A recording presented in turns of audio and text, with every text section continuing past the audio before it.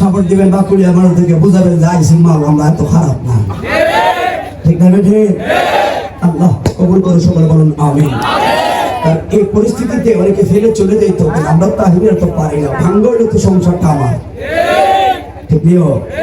শুধু আল্লাহ যদি একটু দয়া করে সকলের প্রতি, কারণ আমি জানি অনেকে চলে যাবেন, আপনার কাছে যেটা চাচ্ছেন সেটা পাচ্ছেন না, এটা আমি চেষ্টা করছি, না হলে তো কিছু কেন বললাম বাইরে আজরাইল আইবো আগে আর পরে, মিনহা খালাকনাকুম ওয়া ফিহা নুঈদুকুম ওয়া মিনহা নুখরিজুকুম তারাতান উখরা। আল্লাহু আকবার। এই আয়াতের ব্যাখ্যা ঈসা নবীর কথা শুনলেন, আল্লাহর পয়গম্বর ঈসা নবীর কতটা মুজিজা ছিল গো। একটা মুজিজা হলো উনি মৃত মানুষকে জীবিত বানাইতে পারত। কথা কি বুঝেন আমার? এই মৃত মানুষকে জীবিত বানায় রে, এই ক্ষমতা ঈসা নবীকে কে দিলেন? কথা বলেন কি? মাত্র বাড়িতে যা পাশে দেখলো গো একজন বড় মহিলা একটা কবরের কাছে দাঁড়াইয়া নাটক করলো। এই দেখে কান্দ রে, এই দেখে হাসে রে, আবার যেন কি যেন বলে, একটা কবরের দিকে তাকায়া একবার হাসে একবার কাঁদে, আবার দেখেন হাত ফুল বাউলে কি যেন বুঝাইতে চায়। ঈসা নবী বললেন, মা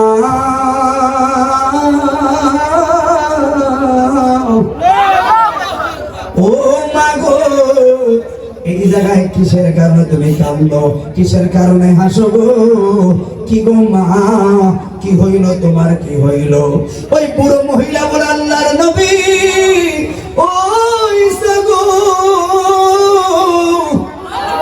আপনার পাইলাম বড় ভালো হইল, আমার আল্লাহ আপনার একটা পাওয়ার দিল মা। কিসের পাওয়ার গো?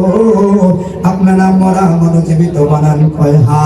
ও আল্লাহর নবী গো, ঈসা আমার একটা মেয়ে ছিল 3 মাসের। কয় মাসের? কয় মাসের? 3 মাসের মেয়ে ছিল। আমার স্বামীটা আগে মহিলা গেল গো, এই স্বামী হারায়া সম্বল বলতে আমার একটা মেয়ে, এই মেয়েটারে আমি আদর করতাম, আমার কলিজা, আমার মেয়ে নবী গো। আজকে 3 মাস আগে গো বড় একটা বিমার আইলো গো, ওই বিমার আইসা আমার মেয়েটারে আমার আল্লাহ কাইরা নিল। আমার মেয়ে আমার সব, আমার মেয়ে আমার সব। কারণ এই জায়গায় মধ্যে কাহিনী করলাম জানেননি, সকালবেলা ঘুম থেকে উঠারে আমার মেয়ের সঙ্গে আমি খেলা করতাম, আনন্দ করতাম।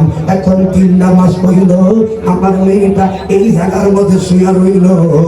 কই মায়ে যে ডাকে খেয়ালি করলো না, কই মায়ে যে ডাকে খেয়ালি করলো না। আল্লাহর নবী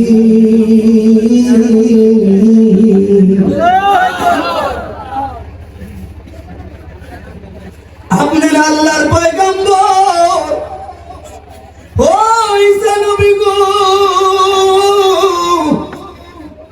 2টা মিনিটের জন্য যদি আমার মেয়েটাকে বাঁচান গো, একটা বার আমার মেয়েটাকে দেখতাম, একটা বার আমার মেয়েটাকে দেখতাম।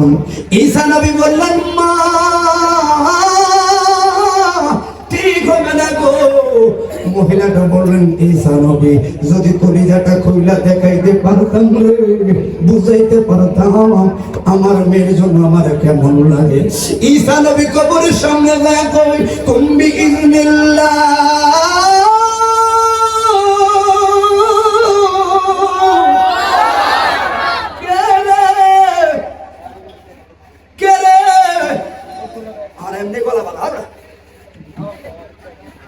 তোরা কে দাঁড়ায় রইলি? এখন বলো না তো বাইক দিয়ে গিয়ে পারে, কে রে তুই এই জায়গায় দাঁড়ায় রইলি? ফুলান ইবনে ফুলান, কে রে কবরে দাঁড়া? একটা মেয়ে লাফ দিয়ে দাঁড়াইয়া গেলেন। মেয়েটা দাঁড়াইয়া কান্না শুরু করলো, ঈসা নবীর সালাম দিয়া কান্না শুরু করলো। ঈসা নবী বললেন, মা মা গো, তুমি তুমি কান্দো কেন গো মা? ওই বড় মহিলা বলেন, সর্বনাশ, যখন আমার মেয়ের খবর দিলাম গো, এটা আমার বানানো কথা নয়। আপনারা তাফসীর ইবনে আব্বাস খুলে পাবেন, ইবনে কাসির খুলে পাবেন। ওই যে বললাম মিনহা খালাকনাকুম ওয়া ফিহা নুঈদুকুম, আয়াতের ব্যাখ্যা পাবেন। বন্ধুরে বন্ধুরে, এবার মহিলা বললেন, মা 3 মাস কি হইল আমার সাথে যে কথাই বললা না, আর তোমারে যখন খবর দিলাম গো, দেখলাম তোমার চুলগুলো কালো কালো কালো কালো ছিল, এখন যে তোমার চুলগুলো পাকা সাদা হয়ে গেল। ওই মেয়ে বললেন, মা কি জন্য আবার আমারে বাঁচাইছো? আমার কবরের সামনে আইলা আল্লাহর নবী ঈসার পাইছো, একটু জিয়ারত করলেই ভালো ছিল গো মা। ঈসার সালাম পড়তা ভালো ছিল, কি জন্য আবার বাঁচাইলো? ও মা, বড় ক্ষতি কইরা লাইছো। আল্লাহু আকবার। কিসের ক্ষতি করলাম? ও মা, 3 মাস আগে আমার সামনে আজরাইল আইলো, রূহটা বার হওয়ার সময় গো মা, কি পরিমাণ ব্যথা দিছি। ও মা, যখন ঈসা নবী আমার কুম্মি ইদনিল্লাহ কইলো গো, আমি আবার রূহ পাইলাম, আবার না টেনশন করলাম। হায় রে, 3 মাস আগে আজরাইলের ব্যথা এখনো ভুলি নাই গো। আবার না রূহ পাইলাম গো, আবার না আমার সামনে আজরাইল আইব। হায় হায় হায় হায়, কেন আমরা বাঁচাইলেন মা? এই 3 মাস আগে কি পরিমাণ ব্যথা দিল আজরাইলে, যখন এই পায়ে চাপ মারলো, রুটা দাপ কইরা ওই পায়ের আরামে যায় লুকাইল। সারাটা শরীর আমার চিরুনি অভিযান দিয়া যে মাত্র বুকে আনলো, ও মা নিঃশ্বাসটা বড় হয়েছে, কয় হা। ও মা, এমন জোরে একটা থাবর মারছে গো মা। ও মা, ওই যে 3 মাস আগে আজরাইলের পেশার গো, মৃত্যুর যন্ত্রণা বড় কঠিন, এখনো সামলাইতে পারি না, আবার আমারে বাঁচাইছো। তার মানে আবার আমার না আজরাইলের সামনে পড়া লাগতো, আবার না আমার রূহ নিব, আবার না আমার কষ্ট দিব। ও মা, আমার চুলগুলো কালোই ছিল গো। উঠবার আগে ঈসা নবী যখন রূহটা আল্লাহর পক্ষ থেকে আনলো, আল্লাহ দিল, তখন এই যে ভাবনা শুরু করলাম, এই চিন্তায় আবার না আজরাইলে কষ্ট দিব, এই চিন্তায় চিন্তায় কবর থেকে উঠতে না উঠতে কালা কালা চুলগুলো সাদা হয়ে কি বুঝাইলাম? তার মানে আজরাইলের কষ্ট বড় কঠিন রে, কথা বলো ঠিক না? সবচাইতে বড় কষ্টের ব্যাপার, আমি ওই পশ্চিম বাইরের এলাকায় বললাম, আপন আপনার সামনে থাকবে। ও বন্ধুরে, সবচাইতে বড় মজার জিনিস হইল, আজরাইলে কষ্ট দিবি ঠিকই, কিন্তু গোলামের রাসূলদের ভিন্ন আলাদা, ঠিক না? বেটা আশেক রাসূলরা শুইনা সারাটা জীবন নবীর সঙ্গাইলি, সারাটা জীবন নবী নবী করলি, ওরে গাউসে মাঝ বান্দারের কদমে জয়া নবীর সঙ্গাইলি রে, তাহলে আমরা সারা জীবন নবীরে পাইলাম না রে। মরণ কালো যদি না হয়, এই নবীটাই কাকিলাম, বলে ঠিক না? ও বন্ধু,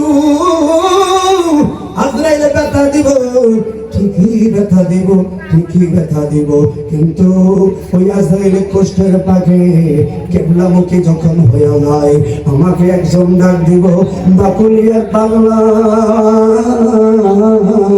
পাগলা রে, নবীরে দেখলি না, নবীর ইসলাম গ্রহণ করলি, কোরআনের কারসলো দেখলি না, বিশ্বাস করলি, ও পাগলা তাকায়া দেখ রে, ও পাগলা তাকায়া দেখ, তোর মরণ কালে রে, তোর কষ্টের বাদ কেউ নিল না রে, তোর 70 বছর মেহনতের বলে তোর টাকা খায়া সবাই সফল হইল, কে রে তোর সামনে দাঁড়ায় রইল রে?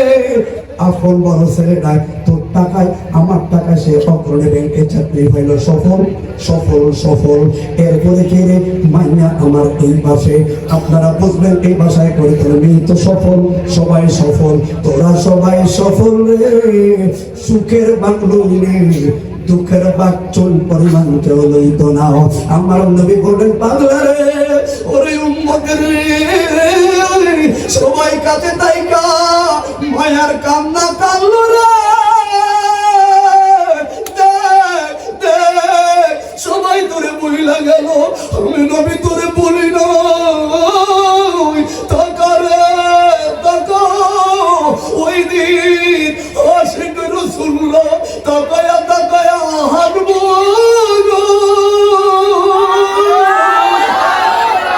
আজরাইলে কষ্ট দিব, ব্যথা লাগবো, কিন্তু মুস্তাফার চেহারার দিকে তাকায়া এমন মায়ার মধ্যে ফইরা যাইব, ব্যথার খবর নাই রে, কবরে চইলা যাই। ওই নবীর প্রেম দরকার আছে না নাই? কথা বলুন আছে না নাই? ওই নবীর প্রেম যাদের লাগবো, 5 ওয়াক্ত নামাজ গলার মালা তারাই বানাইব, ঠিক না বেটা? কারণ আমরা সুন্নিদের বদনাম। ও যুবক, সুন্নি হওয়ার পূর্ব শর্ত হলো নামাজ আমার পড়ব আমি। কথা বলা কেন? নামাজ রোজা না হইরা সুন্নি সুন্নি করে তো প্রেম নাই। আহলে সুন্নাত ওয়াল জামাতের অপর নামই হলো সিরাতুল মুস্তাকিম পালন করা। শুধু নাম সারা ধরাইলে হবে না, আশিক রাসূল ভালোবাসি, ভালোবাসা মুখে না রে কাজে পরিণত করে নামাজ পড়াই হলো প্রকৃত ভালোবাসা। কথা বলে ঠিক লাগে ঠিক? আমার ভাইরা নামাজের কথা বলো, কোন দিকে যাইতাম? 5 ওয়াক্ত নামাজ দরকার আছে না নাই? বর্তমান সমাজে কি চলে রে ও বন্ধু? কোটিপতি কিনা খাইতে পারে, ফকির যায় বাইরে গোস্তামির মাঝারও হাত পাততে পারে, যত বেকায়দা আমার আপনার মতো মধ্যবিত্তি বাবাদের। কথা বলে ঠিক না বেঠে? বেকায়দা হলো আমাদের। কেন রে? কোটিপতি কিনে খেতে পারে টাকার গরম, ফকির যায়া গৌসে বান্দা দরবারে হাত পাততে কিছু পায়। আমার আপনার মতো অসংখ্য বাবা বাবা কান্না। আগে দেখতাম রে মার চোখের জলে বালিশ দিত, অসংখ্য বাবা চোখের জলে কম বালিশ ভিজে, কেউ দেখে না, কেউ দেখে না। কারণ কি? আগামীকাল কাজের মিল নাই, বাচ্চাদের অসুখ হইলে গতি নাই, গতি নাই। রাস্তার ধারে ধারে সন্ধ্যাবেলায় অসংখ্য বাবা রিক্সা লইয়া বাড়িতে যাওয়ার আগে টাকাটা গনে আর চোখের পানি ফালাইয়া কান্দে। অসংখ্য দিন মজুর বাবা টাকাটা গনে চোখের পানি ফালাইয়া কান্দে। এমন একটা পরিস্থিতিতে চলে আসলাম ভাই রে। ওই গজব রে, নিত্য ফোনের দাম রে, কারো দোষ দিয়া লাভ নাই রে। এটা হলো একটা গজব, আমাদের কর্মের ফল, ঠিক না? এটা হলো আমাদের কর্মের ফল। বন্ধুরে ওই কর্মের ফল থেকে একমাত্র বাঁচার মেডিসিন হলো নারায়ে তাকবীর, নারায়ে রিসালাত, নারায়ে গৌসিয়া, গৌসুল আজম মজবন্ডারি, গৌসুল আজম মজবন্ডারি, रहमान मौला मजबंडारी, गाइबी बाबा मजबंडारी। ক্ষমা করবেন, দূর থেকে যারা আসছেন যে আশায় আপনারা আমার জন্য দোয়া করবেন। আমি পীর মাসাইদের কতবের পাগল আমরা। তো যাই হোক, আমার কথা কি, সব দরজা বন্ধ, শুধু একটাই দরজা খোলা, সেটা হলো সেই মসজিদের দরজা। কথা বলে ঠিক আছে? কে কে আমার সাথে এক কথা তুলেছে? আল্লাহ আল্লাহ কবুল করুন, আমিন। কারণ বর্তমান চলমান পরিস্থিতিতে ওয়াদা দিচ্ছি, এই অসচেতন, অসুস্থ, দুর্বল একটা দেশকে শুধু ডিজিটাল নয়, মদিনার আয়না বানানোর একমাত্র মেডিসিন হলো 5 ওয়াক্ত নামাজ। কথা বলে ঠিক আছে? সুন্নিদের বদনামে আমরা দুর্বল, সুন্নিরা দেখা দাও মসজিদে নামাজ পড়ে পড়ে। কথা বলো ঠিক আছে? কারণ আমরা জানি সৎ সঙ্গে স্বর্গবাস, অসৎ সঙ্গে অসৎ সঙ্গে একমাত্র নামাজের পথ হলো মুক্তির পথ। কোন সন্দেহ আছে? এই কোন সন্দেহ আছে? তবে রাসূলের পাকের জানের চাইতে বেশি ভালোবাসে। কারণ নামাজের সরল পথে আনতে পারে কিন্তু যেই নামাজে নবীজি নাই ওই নামাজে পড়ে কি লাভ হবে? আছে না আছে না? কারণ কিছু কিছু নামাজ পড়া কপাল দাগ টাক লাগায় শেষ ওই নবী আঙ্গ মতো নামাজে কাম নাই কি ছাড়া বাড়ি ছাড়া কথা বলো ঠিক না বেটে? কেন বললাম? একমাত্র নামাজ পারে খারাপ একটা যুবককে ইসলামী যুবক বানাতে। এই জন্য ভাই খারাপ লাগলো ও যুবক, চাকরি পাও না টেনশন লাগলো, দৌড়ে যাও মসজিদে। মুরব্বী বাবারা কাজের মিল নাই গো, দৌড়ে যান মসজিদের ভিতরে। কারণ একমাত্র সেজদা দিলে আমার আল্লাহ রিজিক নিজের পক্ষ থেকে নির্ধারণ করে। কেন বললাম রে? একমাত্র নামাজ পারে ভাগ্য ঘোরাতে। কথা বলে ঠিক না? এটা হচ্ছে মাইজ ভান্ডারে আমরা মাইজ ভান্ডারে ভক্তবৃন্দ আমরা বেলে শুধু প্রেমের সাংবাই, আমরা বেলে ইবাদতের ওয়াজ করি না, আমাদের ওয়াজ করি না। আজকে তাগো কানের ভিতরে আঙ্গুল দিয়ে দেখাইতে হবে উনি আল্লাহর দরবারের প্রেমের পূর্ব সত্য হলে আগে নামাজ পড়িয়া তারপরে আয়। কথা বলা ঠিক না? উনি আল্লাহর দরবারদেরকে যারা বয়ারা বুঝে না কানার দল, তোরা কানাই থাকবি। কথা বলুন ঠিক না? কেন বললাম বাইরে ইসলামিক দেশের মধ্যে যেই চলে রে ওই বাস্তবতার ক্ষেত্রে নামাজের বিকল্প নাই। জাজিরাতুল আরবে খেয়াল করবেন নামাজ পারে অসুস্থ সমাজকে সুস্থ বানাতে। এই বিশ্বাস আছে না? আমি জানি ইন্না সালাতা তানহা আনিল ফাহশাই ওয়াল মুনকার। বন্ধুরে বন্ধুরে কেন বললাম? ওই জাজিরাতুল আরবের কথা খেয়াল করবেন নামাজ কেমন পরিবর্তন করে। ওই আরবের সুন্দরী রমণী, আমরা দেশের বাকুলিয়া সুন্দর একটা মেয়ে হইলে অন্ত যুবক রইবরা কে কারা গো মাইয়ার নাম্বার লেগে ঘুরে আছে না নাই? আরে 14 ফেব্রুয়ারি আইলে ফুল লয়া যায় আছে না নাই? তাহিরিদের মূল উদ্দেশ্য হলো যুবক ঠিক, আগামীর প্রজন্ম ঠিক। যুবক তুমি কই যাও? বাস্তবতার ক্ষেত্রে কথা বললাম। কোন ছেলে হইয়া মহিলাদের জন্য নাম্বার খোঁজা, কোন যুবক পুরুষ হইয়া মেয়েদের মিস কল মারা, এ হলো জাতির কাছে বাদাইম্মা। এই দিকে আরো জোরে, আরো জোরে। আল্লাহর কোরআন বলো আর রাজুল কমনা নিসাই, নারীদের থেকে পুরুষদেরকে শ্রেষ্ঠ বানাইলেন আল্লাহ। তুই কে বাদাইম্মার মতো মহিলার পিছনে ঘুরিস? পড়াশোনা করো, মানুষের মতো মানুষ হও, শিক্ষিত হও, সুশিক্ষিত জাতি হও, ডাক্তার হও, ইঞ্জিনিয়ার হও, আলেম হও। মেয়ের পিছে ঘোরা লাগতো না রে। ওই মেয়ের বাপ তেল দিয়া তোমার খুঁজি যালই। কথা বলা ঠিক না? মানুষের মতো মানুষ হও, এই জন্য কথা বললাম। ওই আরব দেশের রমণী কাসলা নামের গোত্রের যুবক বারবার তাকায় শুধু তা খেয়াল করবেন। একটা ছোট্ট উদাহরণ আপনার জীবনে পরিবর্তন আনতে পারে, খেয়াল করেন। এই যুবক তাকায়, বংশ পরমর্যাদার কারণে মেয়েটারে কিছু বলে না, কিন্তু ভালো লাগে যেটা বোঝানোর চেষ্টা করে। 2 বছর যেই মাত্র হইল গো, এবার মেয়েটা ডাক দিল, কি যুবক কিসের কারণে আমার দিকে তাকাও? তো মেয়ে যে একটু আগায়া দিছে বলতে সুবিধা। কথা বলা ঠিক না? এবার যুবককে বলল, যুবতী ও রমণী গো, 2টা বছর হইল তোমার জন্য আমি পাগল, এত বেশি তোমারে ভালোবাসলাম, পছন্দ হইল, কিন্তু বংশ গরু মর্যাদার কারণে গো তোমারে কিছুই বলতে পারলাম না। যেহেতু সুযোগ দিলাম এখন বলে দে, ভালো লাগলো, তোমারে বিয়ে করতে চাই, কি বলবা? সব শর্তের মধ্যে রাজি। আগুনে বললে আগুনে পড়বো, পানিতে পড়লে পানিতে পড়বো। মহিলা বললেন, যুবক রে,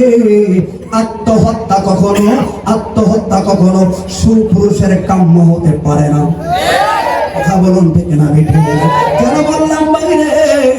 আশেক আর পাগলের ব্যাপারটা হলো ভিন্ন। ও বন্ধু, মহিলা বললেন, আপনাকে আমার ভালো লাগে, তবে আমাকে বিয়ে করতে মনে চাইনি। ছেলে কয়, ঘুরলাম 2 বছর, এটার লাগে তো তোমার বিয়ে করতে চাই, কি সত্য দিবা বলো? মহিলা বললেন, যুবক নামাজ কেমন পরিবর্তন করে। আমরা দেশের মেয়েদেরকে প্রস্তাব দিই আগে তো হুন্ডা আসেনি রে, হুন্ডা সরকারি চাকরি আসেনি রে, কিসের চাকরি? ছেলে সুস্থ আছে এই বড় সম্ভব কথা বলা ঠিক আছে। সমাজে একটা মেয়ে সুন্দর হলে বাপের মেয়ের বাপের কি একটা মুখ থাকে, এগুলো ভালো না। এই যুবক যাদের বিয়ের বয়স হয়ে এলো শর্টটাকে বিয়ে করে ফেলবো, কথা বলা ঠিক আছে। চারটা থেকে বাঁচতে হবে। অনেক কথা কি বলেন, হ্যাঁ বাস্তবতার প্রেক্ষাপট কথা বলে যুবক একটা দিন দেরি করো, একটা দিন যদি ফেতনার মধ্যে জড়ো কে জবাব দিবে? কথা বলা ঠিক আছে। সামর্থ্য থাকতে বসে থাকবে না, আল্লাহ কবুল করে বলুন আমিন। কেন বললাম ভাই, যে তোর নামাজের কথা বললো আমি সংস্কারমূলক কথাটা বলে যাই, যেদিকে আমার কণ্ঠটাকে সাপোর্ট দিতে পারে। ও বন্ধু, মহিলাটা বললেন যুবক, ও যুবক রে তোর বিয়ে করবো শর্ত আছে। আলহামদুলিল্লাহ। ছেলে বললেন কোটিপতি, কোন শর্তর অভাব নাই, যা কইবা তাই বিয়ে লাগবে। হে যুবক, বিয়ে করবার শর্ত একটা। কিসের শর্ত? বলো না। মদিনাতুল মুনাওয়ারায় মসজিদে নববীর ইমামকে খলিফাতুল মুসলিমিন ওমর ফারুক হলেন খলিফা। আল্লাহর নবীর কলিজার টুকরা সাহাবী ওমর কি সুন্দর তেলাওয়াতের মাধ্যমে নামাজ পড়ে। সত্য হইল রে যুবক, ওই ওমর ফারুকের পেছনে 40টা দিন পর্যন্ত জামাতের সহিত যদি নামাজ পড়তে পারো, আল্লাহর কসম করে বললাম 41 দিন পরে তোমার আমি নিজেই বিয়ে করব। মাসালা খেয়াল করবেন, কয়দিন? এই 40 দিন কয়দিন? যদি 40 দিন নামাজ পড়তে পারো 41 দিন পরে তোমার আমার আসল। যুবক বলল আমি রাজি। ও যুবতী গো, এটা ব্যাপার না, আমি রাজি। তবে যুবক শুইনা রাখো, এশার নামাজে পড়িয়া আমার বাবার মেহমান খানাতে যাইবা। এবার ছেলেটাই ফজরের নামাজে হাজির। ইমাম সাহেব কিরে সূর্য গেছে পূর্ব দিকে উঠতো না পশ্চিম দিকে উঠলে। যেই ছেলে জীবনে মসজিদে আসার খায় না, এই ছেলে এখন মসজিদে। যেই ছেলে ফজরে আজান দিলে মুয়াজ্জিনকে সেন্ট্রিট করতো, মুয়াজ্জিনকে বলতো কি পাগল হইয়া গেছেনি, আজানের ধ্বনি তার পছন্দ হয় না রে। এমন যুবক আছে না নাই? মুয়াজ্জিন এই পিছনের লোকে হাত তোলো, কথা বোঝা যায়? আল্লাহ কবুল করুন। শুনুন, আমিন। আজরাইল আসবে এই বিশ্বাস তো আছে। আমাকে ভাইরা বলো সালাম সালাম, আমি শুধু মরণকে একটু স্মরণ করে বাকিটা আমল দায়িত্ব আপনার। আজরাইল যে আসবে আপনার কাছে কি বলে আসবে? কার কার কাছে বলবে? হাত তোলেন। কেমনে রে কবে খবর ভাই যারা বড় আসবে। তো আজরাইল আপনাকে জিগাইব না, কিছু জানতেও চাইব না, ধাপ করে বুকে ধরবে। এই সময়টা একদিন আগে না হয় পরে। কথা বলা ঠিক আছে? আমি এই কথাটা শুধু একটু স্মরণ করে দেওয়া যায়, কারণ মরার খবরটা জানি না বিদে যত আকাম কুকাম। যে লোকটার ভিতরে মৃত্যুর ভয় আছে, ওই লোকটা কখনো আরেকজন হক বের হতে পারে না, মাথায় বাড়ি মারতে পারে না, মা বাবার মনে কষ্ট দিতে পারে না, মা বাবার বুকে লাথি মারে যারা, এদের কবরে ভয় নাই, এরা মুসলমান নামের কলঙ্ক। আছে না নাই? আছে না নাই?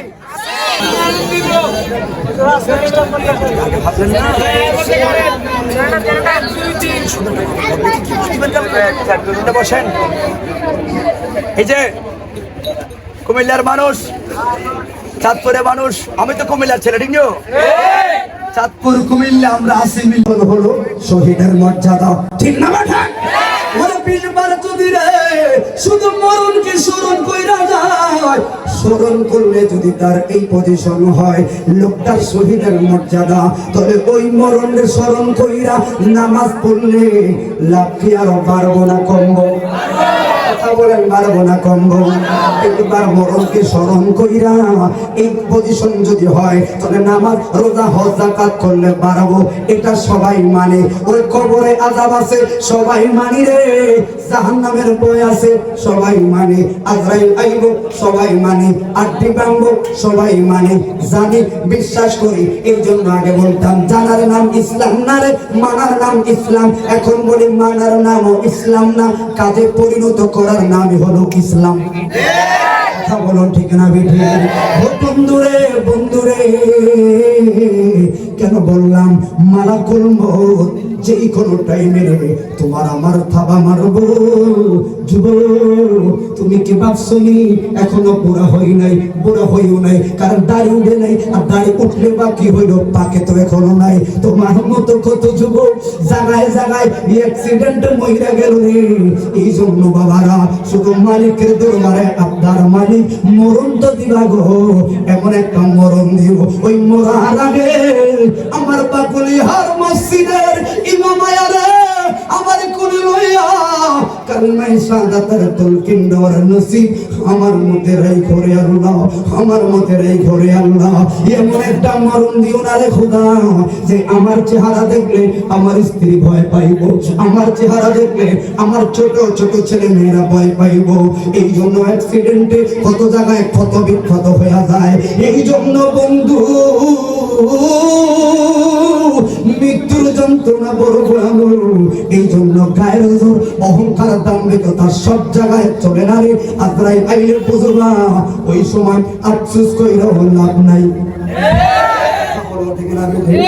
এই জন্য তা বললাম গায়ের জোরে বললে কথা আসেনি কিছু লোক গায়ের জোরে বললে কথা নবীর কাছে লাগে ব্যথা আছে না নাই গায়ের জোরে বললে কথা নবীর কাছে লাগে ব্যথা চিরদিন তুই থাকবি না বলে নিরঞ্জনে ঠিক আছে কি বলতাম নিজের ভালো লাগে না এই জন্য ভাই আল্লাহ কবুল করো আমিন কষ্ট হয়েছে আপনাদের বেশি এই কষ্ট হয়েছে এর মধ্যে করতে হবে শুধু তো আল্লাহ দানের মেশিন কিছু করার না ছাড়াইতে হবে আগামীকাল কি হবে চিন্তা করে অহংকার করার এটা বাঁচার আগে আল্লাহর কাছে ঠেকা থাকতে হবে কথা বলে ঠিক আছে মনে রাখো ঠিক মতো কথা বলতে না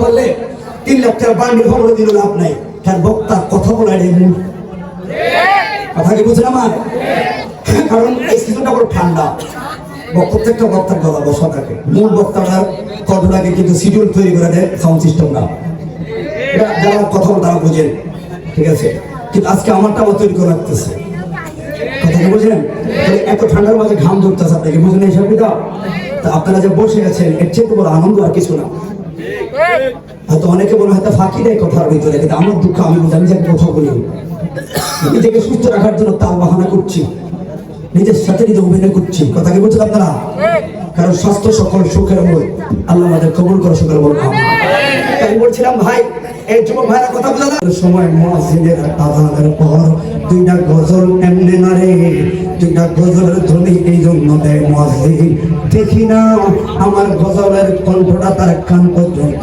পৌঁছায়নি যদি সে ওইটা মসজিদে আসে রে আসুক বা না আসুক নামাজটা পড়ে রে এটাই হলো প্রত্যেকটা মুয়াজ্জিনের উদ্দেশ্য কথা বলে ঠিক আছে এ বন্ধু ও বন্ধু ইমাম সাহেব দেখে বড় আনন্দে আত্মহারা এই ছেলে ফজর নামাজ আদায় করলো যোহর নামাজ আদায় করলো আসর মাগরিব এশা পড়লো এশা পড়া গেল রে ওই মহিলার বাবার মেহমান খানায় রে মেহমান খানায় যায় ছেলে অপেক্ষা করলো পর্দা মোতাবেক মেয়েটার সামনে আইসা বলে যুবক রে ও যুবক তোর নামাজটা এত সুন্দর যদি তোমার অজুটা আরো সুন্দর হইতো আর কতই না সুন্দর দেখা হবে লোকের সঙ্গে থাকলে কি থাকবে যুবকে বলে বুঝি তো জানি ধরে সকালবেলা দ্বিতীয় দিন আসলো ইমামের কাছে কায়দালে পয়সা গেল। আল্লাহু আকবার। ইমাম সাহেব কি রে বুঝলাম না, মুক্তবে আজকে বুড়িটা ছাত্র, মুরব্বী ছাত্র আজকে মুক্তবে কেন আসলাম? যুবকে বলে হুজুর বেয়াদবি মাফ করবেন, হুজুর ফরজ গুলো মানে একটু ভালো করে শিখাইয়া দেন। আল্লাহ যদি হেদায়েত রাখে দুনিয়ার কোনো মানুষ তার চক্রান্ত করে পারবে না। কথা বলুন ঠিক না? এবার ইমাম সাহেব ছেলেটার মুখের দিকে তাকায়া আল্লাহর শুকর আদায় করে আর নয়ন ভরে পানি ফেলায়। হুজুর কাঁদলেন কেন গো? এটা দুঃখের কান্না না রে, আনন্দের কান্না, আনন্দের কান্না। যেমন আমরা এমনি ভাবলামি করি না রে, নবীর মুহাব্বতের সামনে এমনি না রে। আনাস রাদিয়াল্লাহু তাআলা বললেন, আন্না রাজুলান ক্বালা ইয়া রাসূলুল্লাহ সাল্লাল্লাহু আলাইহি ওয়াসাল্লাম, এক পাগলা এসে নবীকে প্রশ্ন করলো, ও মায়ের নবী গো, নবীজি মাতা সাআতুন, বলেন না কিয়ামতটা কখন হবে? নবী বললেন, পাগলা ক্বালা ওয়ালা ওয়াইলাকা ওয়া মা আদাতু লাহা, তুই যে প্রশ্ন করলি তোর কি সম্বল আছে? পাগলা কয় নাই নাই। ক্বালা মা আদাতু লাহা, কোন সম্বল নাই, তোরে কেন প্রশ্ন করলি? ভাই একটা মাত্র আছে, ওই সম্বলটা হলো ক্বালা লিআন্নী উহিব্বাল্লাহ ওয়া রাসূলাহু, আপনি নবীর জানের চাইতে বেশি ভালোবাসেন। এটাই হলো আমার সালাম। কথাটা শুনে সিদ্দিক আকবর চোখের পানি ভাবাইলো। আর সাহাবীরা বলে, এই জায়গায় আপনার কান্নার কারণ কি? ও সাহাবীর দল, কান্দি এমনি না রে, যেমন আপনি গরিব মানুষ ওই বাকুলিয়ার বাজারে চায়ের দোকানে চা বিক্রি করলেন, বসির বাইরে দেখা হইলো কেউ কোন রঙে চা বেচেন, খবর শুনছেন কিসের খবর? আপনার ছেলে একটা এসএসসি পরীক্ষা দিল, হ্যাঁ পোলাটা রেজাল্ট দিবনি আজকে, কহ শুনলাম আপনার ছেলে গোল্ডেন এ প্লাস পায়া রয়েছে। কথাটা শুনে করিমের বাপ ব্যাক করে চোখের পানি ভাবে কান্না শুরু করলো। বসি কইল কেউ মিষ্টি খাওয়ানোর ডরলে কানলেন। কয় না না না না, আমার ছেলের সাথের বাচ্চাগুলো কত প্রাইভেটে দৌড়াদৌড়ি করলো, কত টিউশনিতে গেল, সকাল বিকাল বিভিন্ন মাস্টারের কাছে এক্সট্রা পয়লা তাদের সিলেবাস গুলো শেষ করলো। আমার টাকা নাই, আমার কিছু নাই রে, আমার ছেলেটার একটা প্রাইভেট পড়াইতে পারলাম না। নিজের চেষ্টায় আমার ছেলেটা এত ভালো রেজাল্ট করলো, আনন্দের ভাবে রে কোন দিক দিয়ে চোখে জল আইলো আমি বলতে পারবো না। আবু বকর কয়, ও নবীর সাহাবী, সারাটা জীবন রে নবীর সঙ্গে নাম, নবীর সঙ্গে জিহাদের ময়দানে গেলাম, তুই কতগুলো দিন তো শুনি নাই নবীর ভালোবাসলে নবীর সঙ্গে হাসর, আজকে মাত্র শুনলাম। আমার নবী কইল, ভয় নাই ভয় নাই, এটাই হলো সুন্নিদের সালাম রে, নবীর জানের চাইতে বেশি ভালোবাসি রে। আর নবী বললেন, ক্বালা আনতা মা মান আহবাবতা, যে যাকে ভালোবাসবে তার সঙ্গে হাসর। এই সুন্নির সালাম হলো মাত্র একটা জায়গা, একটা জায়গা, এই দিকে আমি আর যাবো না। ও বন্ধু, ইমাম বলে, ও যুবক, আমার মুক্তবের সকল ছাত্র আলাদা, আজকে তুই যুবক আমার কাছে আলাদা। আল্লাহু আকবার। এত কথা বলার সময় নাই, ওজুর ফরজ গুলো শিখাইয়া দেন, কারণ এই তো উপযুক্ত বড় ছেলে, এরা লেয়া পড়ানো লাগে না, একটু বললে ছেলেটা বুঝতে পারে। ওজুর ফরজ গুলা শিখলো, তাহলে দ্বিতীয় দিন নামাজ কমপ্লিট করলো। নামাজটা পড়া দ্বিতীয় দিন রাতে এসার সময় বান্ধবী ওই যে মহিলা বাবার মেহমান খানায় গো, শেষ কথাটা সংক্ষিপ্ত করে দেই। এবার বাবার মেহমান খানা দাঁড়াইলো, ওই মহিলা আইসা সালাম দিল রে, বললো, যুবতী বলো না আজকের নামাজটা কেমন? নামাজটা সুন্দর, তোমার অজুটাও সুন্দর, ওই অজুর সাথে তোমার যদি রুকু সেজদা গুলো আরো সুন্দর হইতো, আরো কত সুন্দর লাগতো। কিভাবে একজন লোককে নামাজি বানায়? আমরা দেশের স্ত্রীরা যদি ভালো হয়, স্বামীরা কিভাবে ভালো হবে খেয়াল করে। যুবককে বুঝছি আমার রুকু সেজদার মধ্যে গরমিল আছে।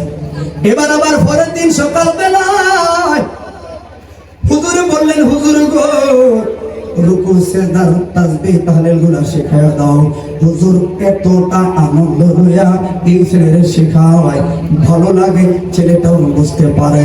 এবার রুকুর সিস্টেম শিখাইলো, সিজদার সিস্টেম শিখাইলো, দুই সিজদার মাঝে বসার পার্থক্য কি করা লাগবে এই জিনিসগুলো শিখাইলো। তাহলে তৃতীয় দিন আবার নামাজ পড়া শুরু করলো। আবার এশার নামাজের পর যেই মাত্র গেল রে বাবা, এবার এশার নামাজের পরে বলেন কেমন লাগলো আজকের নামাজ? মহিলা বলেন চমৎকার, সুন্দর লাগলো। ও তোমার নামাজটা সুন্দর রে যুবক, তোর দুটা সুন্দর রে। ও যুবক, তোর রুকু সিজদা গুলো সুন্দর, তোমার তেলাওয়াত গুলো যদি আরো সুন্দর হইতো কত মধুর লাগতো। ছেলে কয়ে বুঝতে লাগলাম যুবতী 3টা দিন সময় দেওয়া লাগবে। কয়দিন? 3 দিন সময় দেওয়া লাগবে, কারণ তেলাওয়াত তো এত সহজে এত হবে না বন্ধু।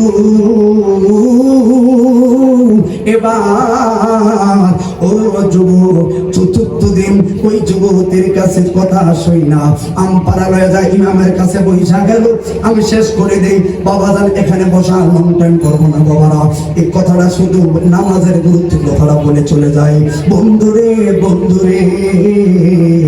3 দিন হলো মাত্র 5 থেকে 6টা সূরা সে আয়ত্ত করলো, সুন্দরভাবে তেলাওয়াত করা শিখলো। ওই এত বেশি সূরা লাগবো না, 5 থেকে 6টা সূরা আমাকে শেখাইয়া দাও। বিশেষ করে সূরাতুল ফাতিহাটা ভালো করে শেখাইয়া দাও, ভালো করে শেখাইয়া দাও। ইমাম আগ্রহ কইরা সুন্দরভাবে শেখাইয়া দিল গো। এবার এই ছেলে গেল নামাজের মধ্যে 5তম দিন, 5ম দিন। এবার বললেন যুবতী কেমন লাগলো, কেমন লাগলো, কেমন লাগলো? বন্ধু আরো সুন্দরভাবে বললেন ও যুবক, তোমার নামাজ সুন্দর, তোমার সব কিছু সুন্দর। এই সুন্দরের দ্বিতীয়বার উদাহরণ দেওয়ার কোনো ভাষাই নাই। 6তম দিন আইলো রে। এবার বললো 6তম 6 নাম্বার দিনের মধ্যে বললেন যুবতী বলল, যুবক বলল যুবতী আজকের নামাজটা কেমন লাগলো? মহিলাটা শব্দ না কইরা বললেন আলহামদুলিল্লাহ। আমার আর বলার ভাষা নাই, এত সুন্দর লাগে রে, এত সুন্দর নামাজ গো। যুবক রে 40টা দিন পালন করো, কারণ ওই মহিলার কথা হইল 40 দিন পর্যন্ত এইভাবে যদি নামাজটা পড়ে রে, 41 দিন বিয়ে তো পরের কথা। এই ছেলে আল্লাহওয়ালা হয়ে যাবে, আর আল্লাহওয়ালা ছেলের গলার মালা বানাইতে আমি যুবতীর অসুবিধা না। খাবার দাবার কাছে এই কথা না, শেষ করে দেই বাবারা আমার। এবার ওহো যুবতী রে, 6 নাম্বার দিন পর্যন্ত মোলাকাত। 7 নাম্বার দিন যখন আইলো, এবার দেখলো ওই যুবকের কোনো খবর নাই। কি নাই? হায় হায়। আচ্ছা 10টা মিনিট কথা বলি।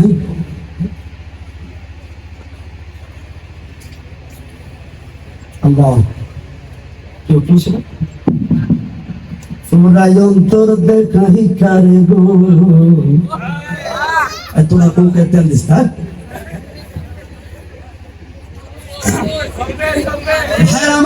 কথা শেষ করি। তোরে 7 নাম্বার দিনে খবর নাই। মহিলাটা হয়ে গেলেন অবাক, কিরে এই ছেলে গেল কই? ইমামরা বললেন হুজুর, হুজুর গো, এই যে একটা যুবক ওই বাড়ির এই জায়গায় নামাজ পড়তো হুজুর, এখন এই ছেলেটাকে আজকে আসে নাই। ইমাম তো বললেন আমি নিজেই অবাক, এই ছেলে গেল কই খবর নাই। 1 দিন গেল, তার মানে 7 নাম্বার দিন গেল, 8 নাম্বার দিন গেল, 9 নাম্বার দিন গেল, খবর নাই। 3 দিন পর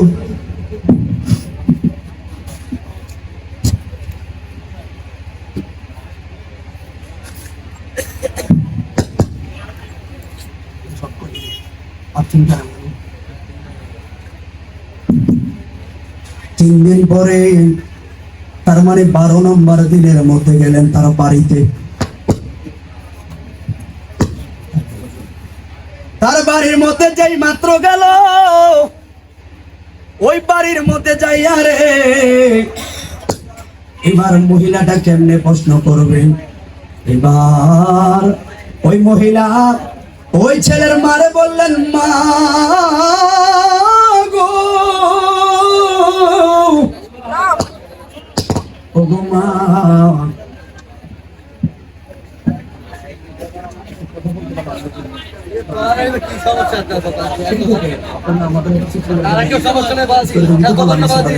কষ্ট পাচ্ছি, কথা বলার জন্য না, এরা কত কষ্ট করে আসলো আমাকে কথা শুনবে। আজকে যদি মারাও যে কি সান্ত্বনা দিলে দেয়, আপনারা আমার তো বক্তা ফেটে যাবে। আজকে কথাটা বলতে পারলাম না, আমার শুরু জ্বর করে। তাহিদের এক একটা দিন এক একটা চ্যালেঞ্জ যাচ্ছে এখন, ভাইজান একটা পেরেশানি আছে। আমরা ছোটরা আরো বড় পেরেশান, কারণ সবাই সবার মতো করে সেফ থাকা লাগতেছে। এবং আজকে এখানে আসা অনেক যুদ্ধ করে কথাটা বলতে পারলাম না, কষ্ট লাগতেছে।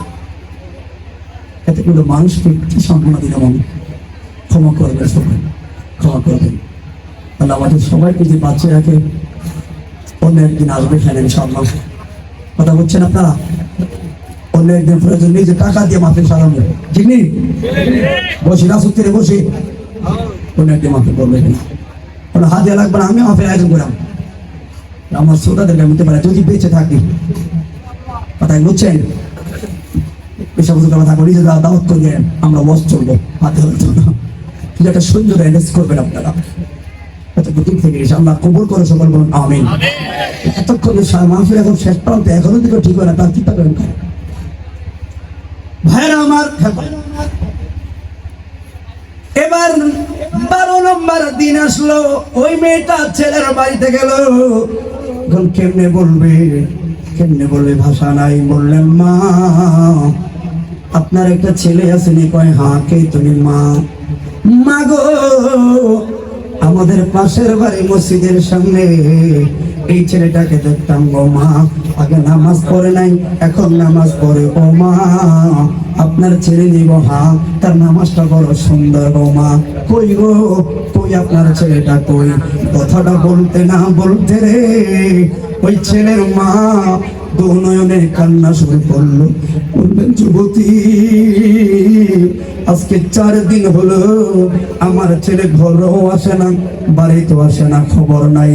অবাক করা, কিরে যেই ছেলে মসজিদেও গেল না, ভাবলাম নামাজের ভয়ে 7 দিন পর্যন্ত কষ্টে নামাজ পড়লো, আর ভালো লাগে না। তোর কসম কিরে দরকার নাই, মেয়ে আমার লাগতো না। সকালবেলা উঠে মসজিদ আসে তো ভালো লাগে না, বাড়িতে চলে যায়। মেয়ে মনে করছিল হয়তো এই ছেলেটা 7 দিনে পরে ফেল হয়ে গেল, বাড়িতে চলে আসলো। এখন তো বাড়িতেও আসে নাই, তোর ঝামেলা আরো বড়। কিরে বাড়িতে আসে নাই? মা কয় না। ও মা, খবর লই শুনি ওই দাদিরা তোলার এমন কোন জায়গা নাই গো, আমার ছেলে খবর আমি লইলাম না। কই গেল, কই গেল, কই গেল, খবর নাই। হাই রে, এবার মেয়েটা বললো পেরেশান। ঘরের মধ্যে যদি একটা মেয়ে উপযুক্ত হয় রে, বাবা মায়ের চিন্তা যত তাড়াতাড়ি পাত্রস্থ করা যায়, ঠিক না রে? ঠিক। হাই রে বন্ধু, বন্ধু রে, এবার বেশটা বাড়ায় আমার ইচ্ছা করে 12টা বাজাইতেছে, বুঝি না কিলাই কই দিকে আমার কাছে আমার ইচ্ছা করে। কি করবে এই সব বুঝিয়ে দেয়, 9 বছর মিলে বড় হয়েছে। এই জন্য ভাই বুঝছেন, একটু বেচতে দিছি অম্পষ্ট মাই বলা। ও বন্ধুরি, এবার ওই মেয়ের মা বাবা আইসা বললেন, মা তোমার বিয়ে শাদী ঠিক করবো, তোমার বিয়ে শাদী ঠিক করবো, তুমি রেডি হয়ে যাও। মেয়েটা বলছেন, মা গো, ও গো মা, আপনি মেহেরবানি কইরা আর 2টা মাস পর্যন্ত সময় দাও। কিসের কারণে? একটা যুবকের সঙ্গে আমার ওয়াদা। মা গো, ও মা, এই ছেলে যদি তার কার্য সম্পন্ন কইরা হয়তো এই মসজিদে পড়ে না, অন্য মসজিদে পড়বে, আমার কাছে আসলে কি জবাব দিব? যা তোমার 2 মাসের কথা রাখলাম, 2টা মাস হইয়া গেল, এই ছেলের খবর নাই। মা বাপ জোর করে মেয়েকে দিলেন বিয়া। এবার স্বামীটাও ছিল ভালো লোক, বললো স্বামী রে, ও স্বামী রে, বাসর করে আইলেন একটা আবদার আপনার কদমের মধ্যে। কিসের আবদার স্বামী রে? এমন এমন ছেলের লগে এমন এমন ওয়াদা, এমন ওয়াদা। এখন ওই ছেলেটা যদি তার কার্য সম্পন্ন কইরা গো আমার কাছে আসে গো, আমাকে চায়, আমি কি জবাব দেব? ওই ছেলেটা বলেন, কসম করে বলি রে স্ত্রী, ওই ছেলে যদি গো এমন এমন কার্যক্রম পরিপূর্ণ কইরা তোমার কাছে আবদার করে, আল্লাহর কসম রে, সঙ্গে সঙ্গে তোমার তালাক দিয়া 3 মাস ইদ্যত পালন কইরা আমি নিজে ওই ছেলের কাছে বিয়া করাইয়া দিব। শেষ কথা চলে আসলাম। 2টা বছর হলো। কয় বছর? 2 বছর হলো। এবার মদিনার দিকে যাওয়ার চিন্তা করলো। ও স্বামী রে, চলুন একটাবার মদিনার মধ্যে যাই, শর্ট করে দিই। এখানে অনেক অনেক কথা রইল, এগুলা বানানো কথা হয় না।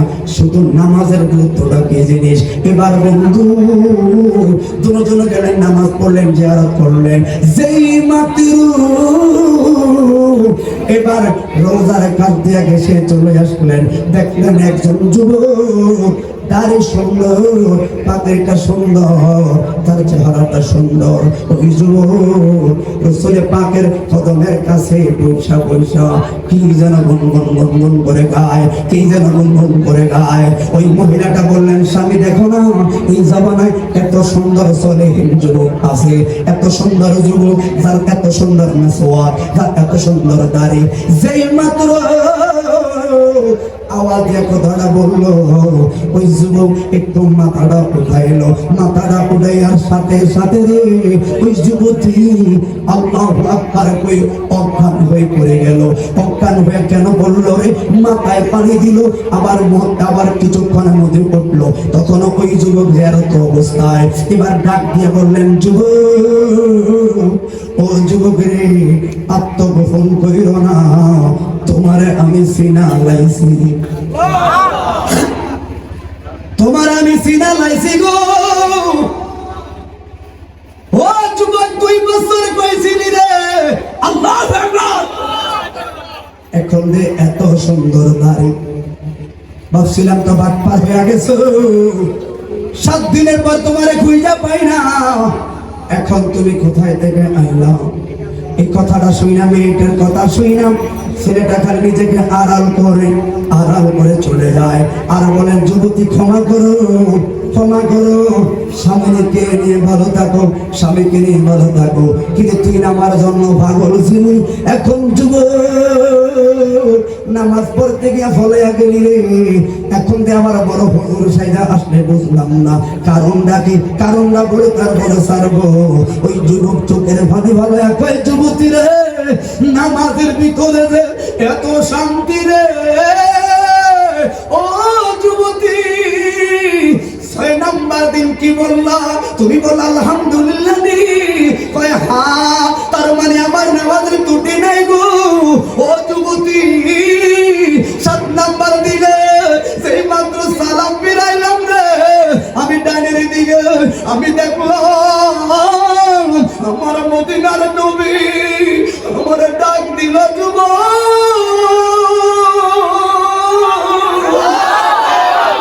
আরে এত সুন্দর নামাজ রে,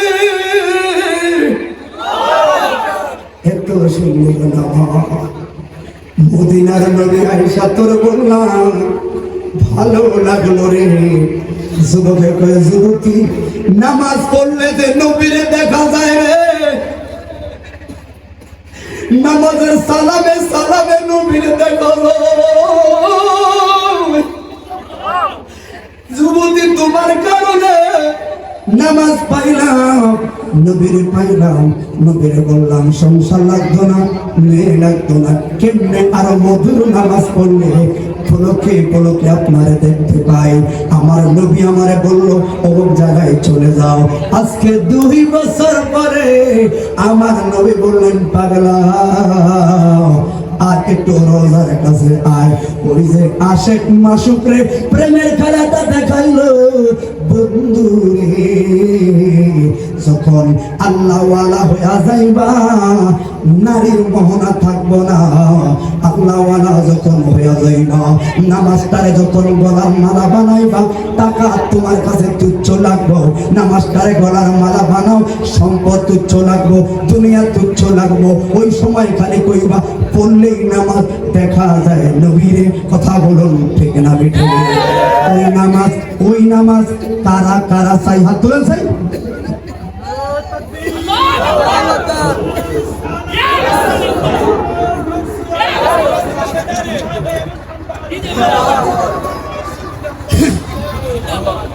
আল্লাহ কবুল করে বলুন আমিন।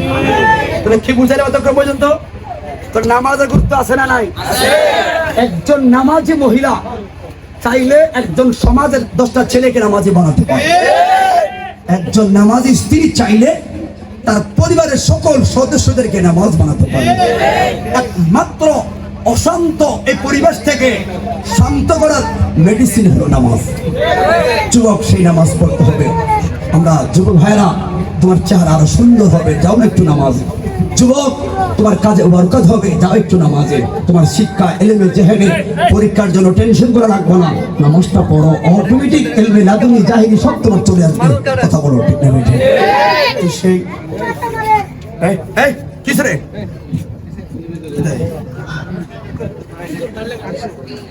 পরিবেশ থাকতে হবে। এটা সাউন্ড বাড়াতে একটু সাউন্ড বাড়ায় দেন। তাহলে কথা আমি শেষ করলাম।